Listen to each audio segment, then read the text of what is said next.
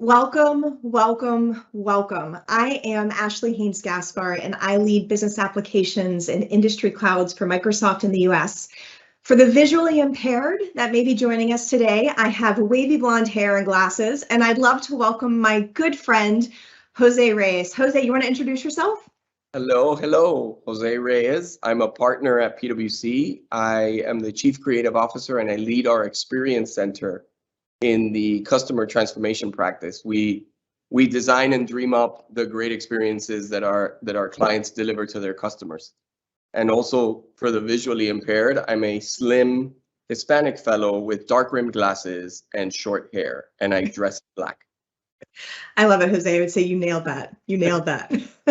So I'm so thrilled that you're with us today, because yesterday we just heard some really, really exciting announcements around Microsoft's customer experience platform. And this platform really reflects our deep investment in these connected customer experiences through a complete marketing stack that really helps our customers do a few things. Number one, accelerates business growth and deepens customer connections. Number two, it helps our customers deeply understand their customers and drive intent with AI-powered insights to really deliver those connected experiences that are so differentiating today, all the way from acquisition to retention. And then number three, it helps our customers win more hearts and minds in this omni-channel world, all while building trust with the highest level of data governance, privacy, and compliance. So I'm super, super, super excited to be having this conversation with you, my friend, on the heels of that announcement. But before we get into our conversation, I always love to have a little bit of fun with you. I thought it would be great to do a quick round of topical this or that. You game? I'm game. I'm okay. Always game. Shop in store or shop in app? App. Thank you note or a text? Text. Okay. Dining in or dining out? Oh, dining out. Okay. Show or tell? Show. Always. All day. Email or Teams chat? All of the above. Smoke signals if you got them. Love it. Day thinking or night thinking? Oh, day thinking. Morning, usually. Morning, yeah. Paper or pixels when you create? Oh, paper. Paper? Yeah, I go analog too when I'm creating. Like, there's nothing like a pen in my hand, though we live in this digital world. Yep. So thanks for that. I have to say a company's success today really depends, I think, on, its ability to attract new customers, keep existing ones happy, and in the digital age that really requires this deep knowledge of user data, this next wave of digital transformation is going to be all about experience. And becoming an experience business really means providing a truly integrated moments-based journey across all owned and paid channels, right? And data is an existential priority in this transformation. And in yesterday's keynote, we heard Alyssa Taylor talk about the challenges so many businesses are facing as they really struggle to manage and make sense of all of the data that's available to us. I think, we talk about this data tsunami. We are awash in all this data. And yet we know that figuring out how to operationalize this data is really the key to delivering personalized customer experiences. So Jose, I would love to hear from you how you and the PwC experience team advise clients on the right strategy and technology to really be able to know and more intimately connect with their customers, and what advice you'd offer for those listening in that are really trying to more deeply know and connect with theirs. Yeah, so first of all, congratulations on yesterday. Thanks. Very exciting. I think at least from our vantage point, what we're still seeing is a lot of companies having trouble connecting different data sets. I think you're right. Your sense and your question of the landscape, being able to connect those different sets together and offer a single view of the customer is going to be really important. Mm-hmm. If you can't get that real view, what ends up happening is you get the wrong message to the wrong person sometimes.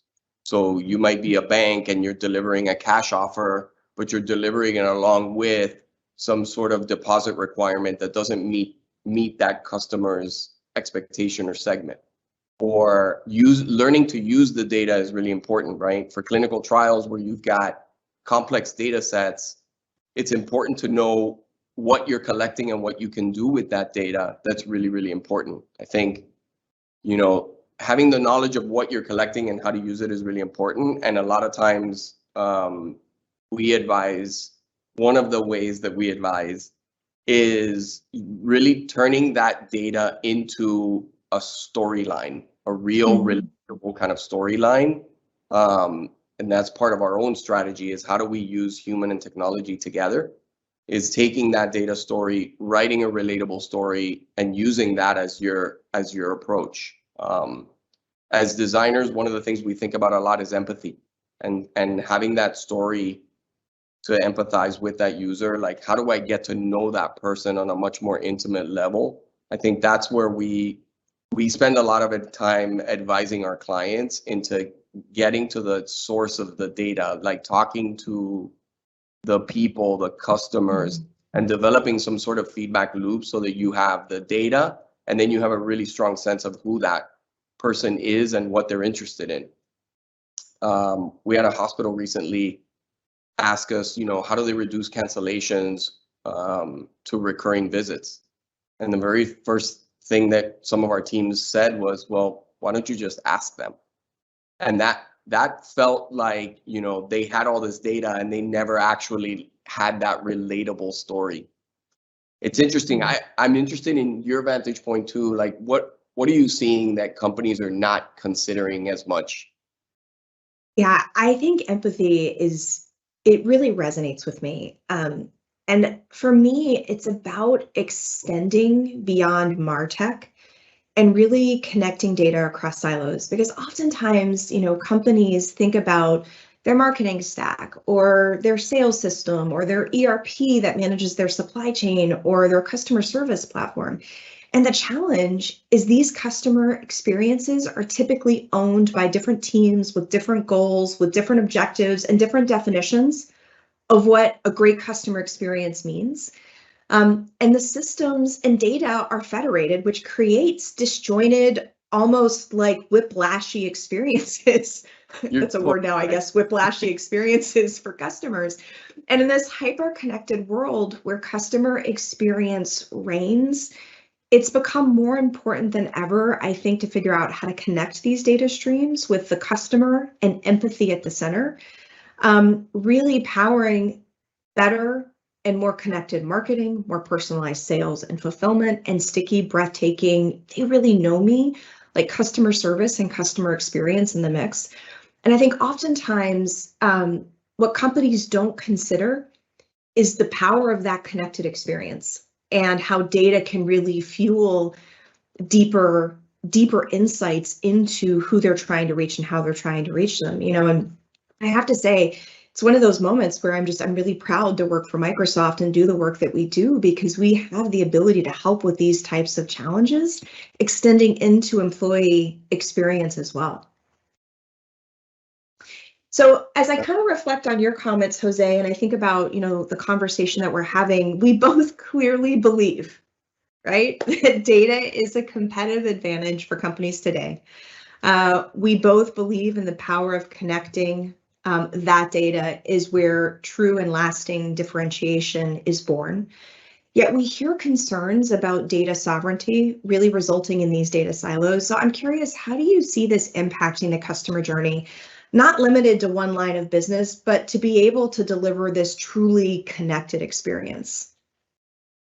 Yeah, I mean, I think it follows the story idea again, right? If you don't have a sort of a story of the data that you're trying to tell, I think what ends up happening is, you're right, like, you don't have the power of the connected experience. What you have are different business units that are measured in different ways, doing what they think is right independently of the next one. And you may have, like, you have your insurance company that's sending you, mail at home and a different offer from, coming in by email. So you've got different offers competing from different BUs, and the customer in the middle saying, why am I getting Why am I getting all of these whiplash experiences? I like that. I mean, I think what we're gonna start to see a lot of now is data equity and diversity becoming an issue. Like, how do we have, as we start to collect the great data, right? Data to a designer is like having a great breakfast. Like, you're starting the day off on the right foot, but are we collecting the right data from everybody in a kind of an equitable way, right? How do we generate equity with the data set within the organization so the different BUs can use it? So there could be a design solution there. I know for us, we've designed a marketplace application for data and automations where it really is citizen-led. Like, they have the organization, the employees have access to the data, and how they can kind of subscribe and publish to data and use it. It really does become a very empowering piece of the business when you can do that. You're seeing those disconnects too, right? I imagine. Yeah, we are. You know, it's interesting. A recent Gartner report tells us that technology accounts for about 26% of marketing's budget. And today's MarTech leaders are really being tasked with enabling every component of modern CX, modern customer experience. And this is not just true within the marketing department, but also for service and for sales.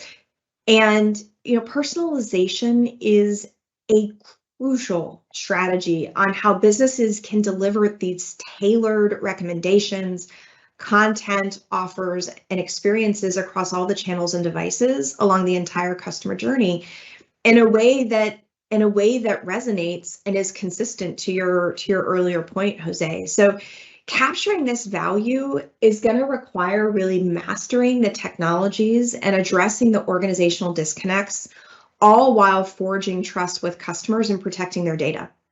And the companies that overcome the barriers to personalization in tandem, starting with the CMO and CTO and CIO working together, are going to be the ones that win, living at this intersection of technology, business challenge, customer centricity.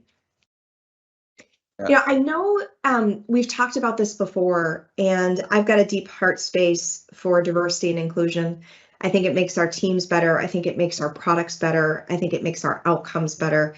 And I know you are deeply passionate about it as well. I'd love to hear, you know, you talk about the connective tissue between experience and diversity, and how you design better experiences for everyone through an intentional focus on D&I. Yeah, absolutely. I mean, for me, it's the team, right? Starting with a very diverse team, diverse skills, diverse backgrounds, diverse ethnicities. The more diverse a team that you have, the more you can look at an experience and create something that's relevant for everyone, right? You've got, as a leader, you have to give the team the space to be able to push and pull and contribute in their own way, and you have to allow them to speak from their own experiences. I think for me, that's always key. That's always paramount to building a diverse team and a diverse experience in the end. It's kind of easy as a designer to design for yourself. You know, that's a very easy trick to pull. But sometimes you have to get out of your comfort zone. You have to design with someone that is not like you in mind, right? We always talk about dumping the happy path. We've had this conversation before, right? Like, we design these journeys that happen only if everything happens in exactly the right way. And life just doesn't happen that way. You know, you've got to give yourself some limits on the design. What happens if you try to get through your app with one arm tied behind your back? Or, you know, what happens if you turn the lights off?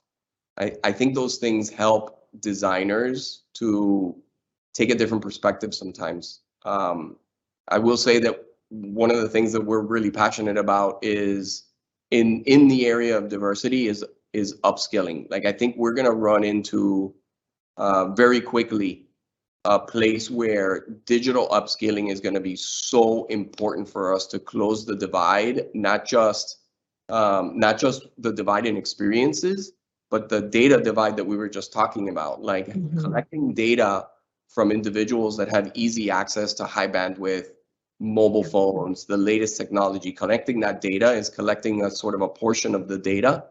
And I think we've got to be really intentional about upskilling and allowing opportunities for other people to be in that mix. I think that's absolutely right. And, you touched on a couple things there, Jose, that resonate with me. I think it's important as we're thinking about how we create breathtaking customer experiences to recognize that all customers are different neurologically, emotionally, behaviorally. And I think that that's where this personalization gets exciting, but it's hard to tap into unless you have a team that reflects the customer base that you're trying to serve. I had not planned on sharing this today, but I have a daughter who is dyslexic, has neurological differences, and, having teams inside Microsoft that are designing, immersive reader and tools like that, people that show up every day with these differences, designing the products really makes for a more inclusive, more breathtaking customer experience, which is what it's about. So I think you're absolutely right. It starts with the diversity of the team, but it has to reflect the diversity in your customer base and who you're trying to show up and serve. Yep, agreed. Yep. So, there's so much competition and pressure to continue to innovate and deliver meaningful interactions and experiences. And today, every company is reinventing themselves as product and tech companies. I'm curious, what's the winning formula, Jose? Tell us. Tell me when you find it. Wow, if I only had that formula. I think that we're in a very lucky position ourselves at PwC, where we have made that pivot to a digital first company, to being technology enabled.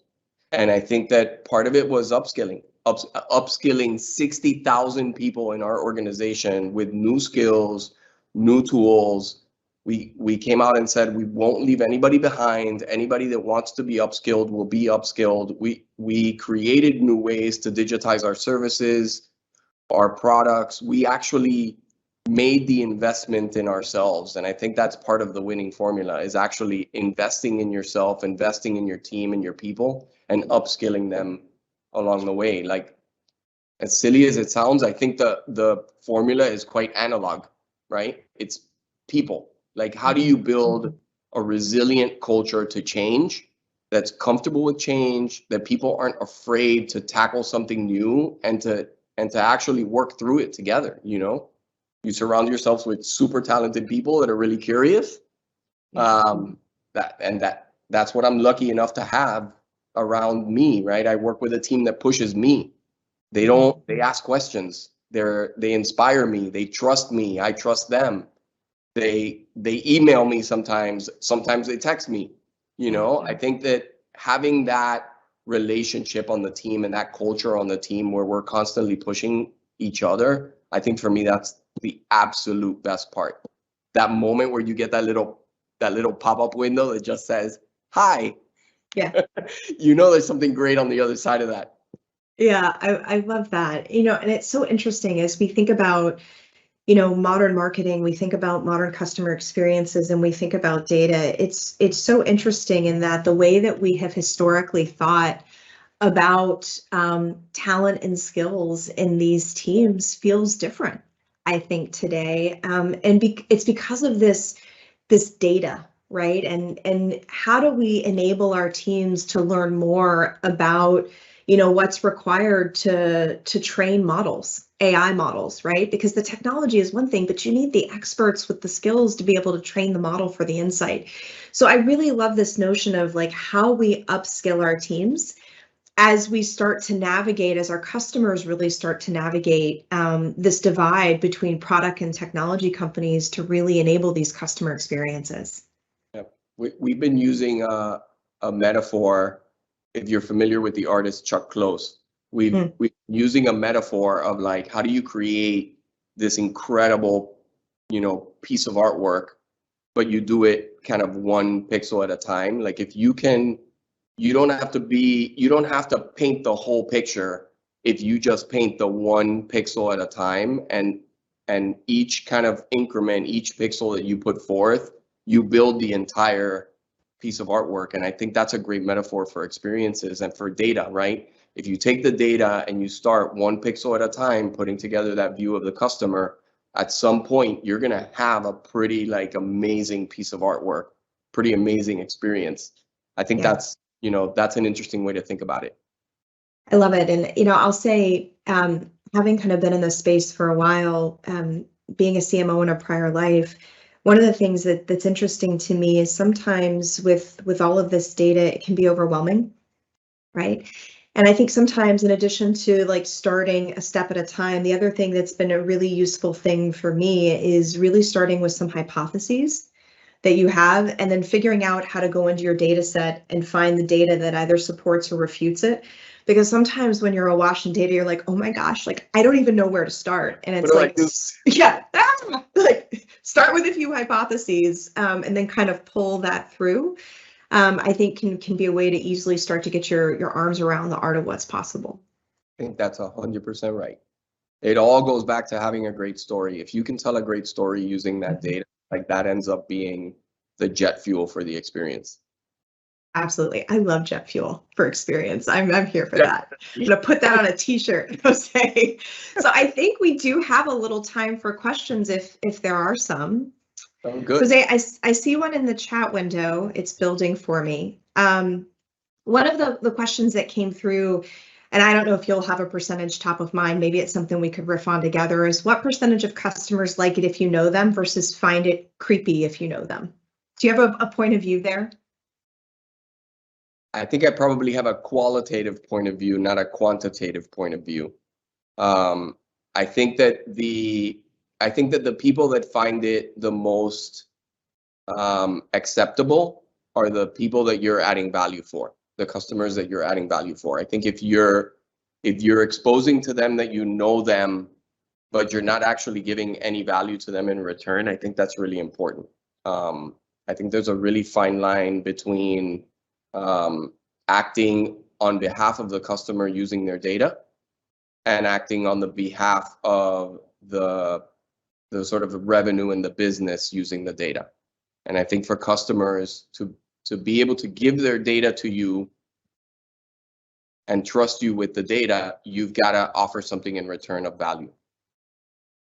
Yeah, I totally agree. It's interesting, I once had supper next to a futurist, and she's fascinating. Like what she does is she basically looks at trends for the next decade, and then she does a decade retrospective to say like how on point were we. And she's a fairly cynical point of view, but I sat next to her, and she said to me, Ashley, the only reason why people stay in a relationship is the cost to exit. And I was like, but then I started to think about it, and I'm like, I think about my favorite airline, that I've got a couple million miles with, and that is a very, very high cost to exit. And I would say because of the depth of relationship that I have with that company, their personalization feels far more acceptable and okay than a company that I have a passing transaction with. And I think, as business leaders, as we're on this journey of customer experience, I think that has to be one of our guiding principles that we think through, is the depth of the relationship that the customer has with the company, and where are they in that journey, and what feels comfortable versus uncomfortable in the engagements that we have with them as companies. Yeah, I think that's right. I mean, you're either making it easier, cheaper, or faster, right? To use the airline example, like the cost of getting out is that you're not gonna have a faster experience boarding the airline, or you're not gonna have a better experience with the new airline that doesn't quite know you yet. I think there is definitely a cost. For sure. So there's a couple more questions. And this one I'd be curious to get your perspective on. The first is, are you finding more customers requesting customer-centric experiences with community and employee balance? And do you believe that algorithms have to be constrained and easily updated for compliance, and sometimes require humans to update those algorithms to ensure compliance? Yeah, yes, you need the humans to gut check the algorithm always. I mean, I think you want to have that human intervention at some point. We can make it really efficient, but I think we want to recognize that there is a human element to all this technology that I think is really important. I think customers are expecting it. Yeah. I think right now, we're all working. We've all spent a year and a half working from home. I think the work-life balance, the difference between being an employee and being a customer, has sort of faded. We are both equally at the same time, and I think that more and more we're seeing that the expectations of an employee meet the same expectations of a customer, and I think that's what our clients are really starting to grapple with, is how do we bring that level of an experience into the employee experience as well. Yeah. I totally agree. I totally agree. And the last question that we'll hit, because I think we just have a few minutes left, and I think this one's just going to light up your heart center, Jose, because I feel like this question was written for you. Have there been any instances where you've had to bring in design thinking and creativity to serve the customer differently using the available technology that exists today? So like, it's really this intersection of like breathtaking customer experiences and design, but working with what you got versus building from scratch. How do you think about that? Yeah, so actually, probably 95% of the time. And I think that's where human-centered design, I think that's where designers probably do their best job, is when there are actual constraints and we have to shape the constraint.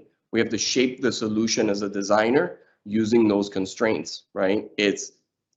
Are we telling the right story? Do we have empathy for someone dealing within those constraints? I think as a designer, what you're actually designing is change management. You are asking someone to behave differently as a result of your design. And I think that those are like the best briefs. Hey, we've got these sets of things to work with. How do we make this work in a different way, in a fresh way that surprises and delights people? I love those challenges. Yeah, I love that, Jose. And you know what you just mentioned that kind of lights up for me is, in a prior life, I also led customer support and had agents around the world, 95 systems. We were trying to get to one. And, we've talked a lot about the customer experience, and we did that work. Like, what's this new customer experience we want to create? Because it was disjointed, 500 1-800 numbers they could potentially enter as a channel. But it's also an employee experience as well, because you're asking your employees to go on the change journey to enable what's possible. So I love what you just said about change management, because oftentimes we think about, okay, how are we going to manage the change through and with customers? But equally as important to delivering on the commitment to breathtaking customer experiences is making sure that your employees are with you on the journey and they understand the why and they understand how to get there. Yeah, at the end of the day, that's what we do, is we design change. That's what we're great at. Yeah. Fantastic. Well, Jose, listen, we are at time. I want to thank you so much for your time and perspective today. I always enjoy spending time with you, and I always enjoy our conversations. So if we were face to face, I'd high five you and I'd say, here's to breathtaking customer experiences. So we'll do a virtual one.